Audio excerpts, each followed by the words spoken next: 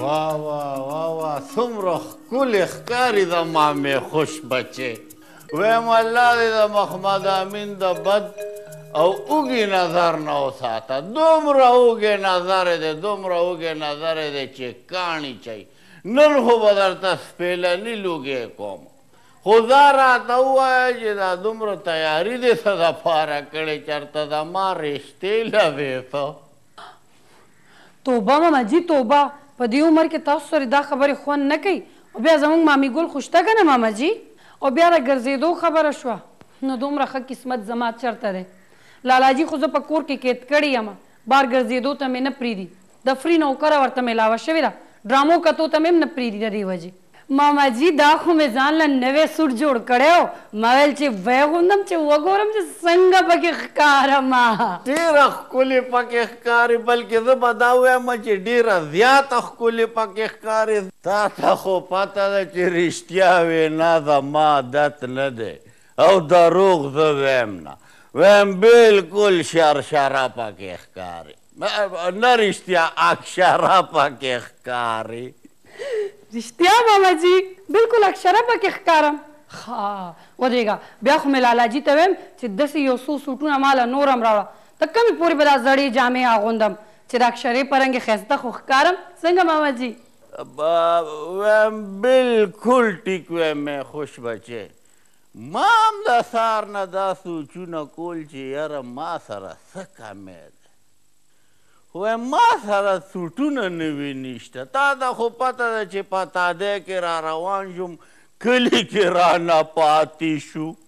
ته فکر مه کوه ماما جي چې نن مې لالاجي راشي نو ورته وایم چې څومره سوټونه ماله راوړې هماغونه ورسرې زما ماما جي له هم راوړه ګینې بیا ما ته هم ستا د سوټونو ضرورت نشته همدغه رنګې به ورته وایم ته فکر مه کوه ماما جي زه یم که نه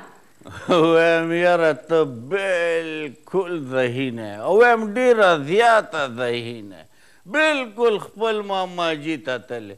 د اشارو په ژبه هم دومره په اسانه پوه شي خو په محمد امین مې دا یقین نشته چې کاپان هم ماله راوړي ته فکر مه کوه ماما جي تاسو ته چې د څه شي ضرورت مي بې درېغه یې ماته وایه ولې چې لالاجي زما خبره کله هم نه ګرځوي چې څه درته پکاري بس اډر کوئ اډر زه بیا درته رارسوم زه همدغه خو را سره غم دی که نه چې دا خبره دې ولې نه غورځوي خو زه الله به خیر کړي ټرای وکړه ورته ووایه که نه چې څه کوي رښتیا خبره واوره رایاد شو راته وایم چې محمد امین ته دا وینا کې د سوټونو دپاره که نه چې ماماجي له مې سوټونه راوړه نو دا ورته ضرور ووایه چې ماله دې دا کوټن سوټونه راوړي ولې چې نن سبا د کوټن فیشن دی نو فیشن سره به چلیږم که نه تاسو کښېنئ ماما جي زه ځم چې باجي ګل ته دا خپل نوی سوټ وښیم بیا راځم وایم دا خو نور هم ښه خبره ده تر هغې پورې به زه په ټي وي باندې پروګرام وګورم او ته به داسې چالو کې چې باجي ګل ته به دې ووایې چې ماله د چایو یو ډک چانک او د جوارو 4-5 ډوډۍ راولېږي پروس کال چې مې د سارې چیس کلي دي ټیک ته ماما جي زه به وس راولېږم تاسو دپاره روټۍ څه فکر هم مه کوئ